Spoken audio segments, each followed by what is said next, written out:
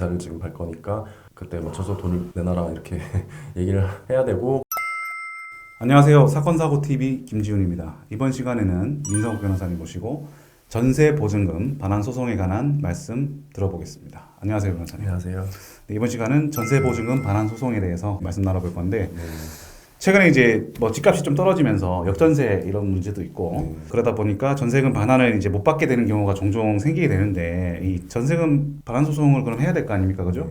이 소송을 제기하기 전에 좀 준비해야 될 게 있을까요?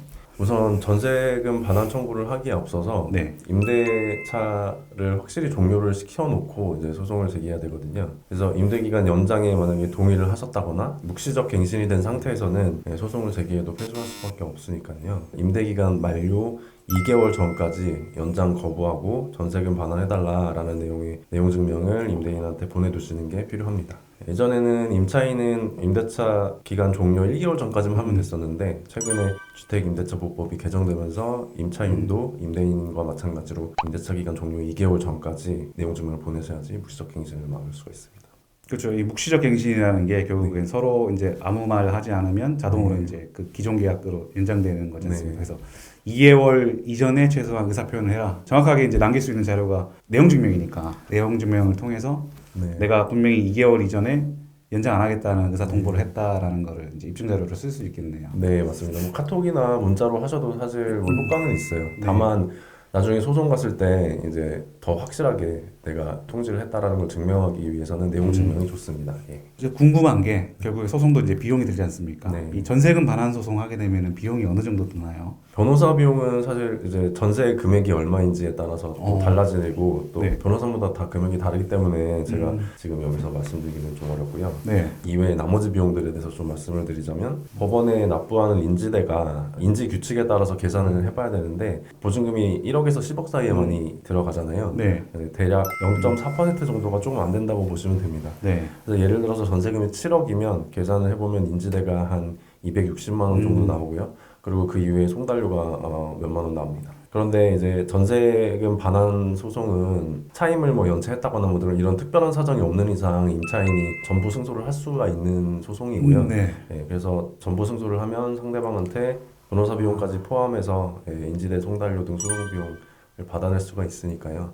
그 돈이 소송을 하는 기간 동안은 묶여 있지만 결국은 뭐 보전을 받을 수가 있는 거죠. 아, 그렇군요. 결국에는 전세보증금이라는 게 어쨌든 계약상 정확한 금액이 기재가 돼 있고 이 전부 승소했을 때는 이제 소송 비용까지 다 받을 수 있으니까 굳이 걱정 안 해도 되겠군요. 변호사 비용을 전액 받아낼 수 있는 건 아니고요. 예. 근데 전세보증금 반환 청구 소송 같은 거는 이제 그렇게 난이도가 높은 소송이 아니라서 그 규칙에서 정해진 변호사 보수를 막 넘어서까지 뭐 성공 보수를 받거나 이러진 않기 때문에 사실상 거의 받을 수 있다라고 보셔도 될 것 같습니다. 그럼 변호사님, 이 전세금 반환 소송은 끝날 때까지 보통 어느 정도 시간이 걸리나요? 소송은 임대인이 뭐 별다른 주장을 안 해서 그냥 빠르게 진행되면 한 6개월 안에 끝날 수도 있는데 임대인이 시간을 끌기 위해서 뭐 이런저런 되지도 않는 주장들 하면서 이제 기 몇 번 잡히고 하면 1년까지도 걸리거든요. 네. 근데 물론 이제 지급 명령을 해서 임대인이 이의 신청을 안 하면 그냥 한 달 안에도 종결되기도 하는데 대부분의 경우에는 임대인이 이제 집이 나갈 때까지 시간을 벌기 위해서 이의 신청을 하는 편이고요. 아, 그러니까 이제 그 집주인이 전세금 돌려줄 돈을 마련하는데 시간을 벌어야 되니까 왜냐면 다른 세입자를 이제 받아서 메꾸려고 하는 시도로 볼 수 있겠죠. 네, 맞습니다. 뭐 어차피 임대인 입장에서는 거의 이제 시간을 벌어야지 되기 때문에 이의 신청을 거의 대부분 하고요. 그리고 이의 신청을 하면 이제 그때부터 다시 또 시작을 해야 되기 때문에 오히려 처음부터 소송으로 가시는 게 나은 경우가 많습니다. 뭐 지급명령 신청을 하실 수는 있는데 어차피 상대방이 이해할 게 대부분이니까 처음부터 그냥 소송으로 진행하시는 게 나을 것 같다. 불필요한 시간 낭비를 좀 줄이고 그렇게 할 수 있을 것 같군요. 또 궁금한 게 어쨌든 전세가 종료되는 날에 원래 전세 보증금을 반환을 받아야 되는데 어쨌든 소송에서 뭐 6개월이든 1년이든 지연됐을 때 그만큼의 또 이자가 발생하지 않습니까? 이 소송으로 진행하게 됐을 때 그러면 이자도 받을 수 있는 건가요? 예, 임대인의 전세금 반환 채무란 임차인의 임대 목적물 반환 의무가 동시에 관계에 있습니다. 그렇기 때문에 이자를 받기 위해서는 집을 비우고 임대인의 동시이행 항변권을 상실시키기 위한 이행의 제공을 해야만 하는데요. 그래서 이게 법률 용어라서 좀 생소할 수도 있는데 그 이행의 제공을 하기 위한 요건들은 뭐 집을 비우고 내가 이사를 지금 갈 거니까 그때 맞춰서 돈을 내놔라 이렇게 얘기를 해야 되고 그게 또 한 번만 해서는 안 되고요. 또 요건이 좀 까다롭습니다. 근데 이제 이렇게 이자를 받아내기 위해서 집을 비우면 또 대항력이 상실되는 문제가 그렇죠. 발생을 하고요.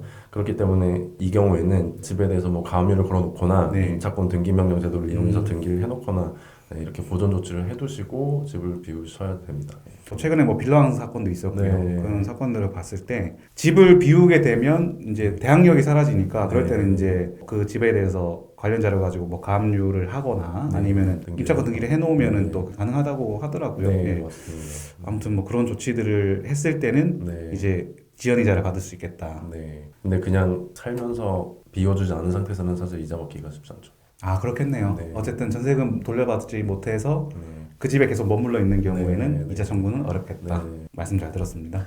네, 이번 시간에는 민성욱 변호사님 모시고 전세 보증금 반환 소송에 대해서 말씀 들어보았습니다. 영상 시청해 주셔서 감사합니다.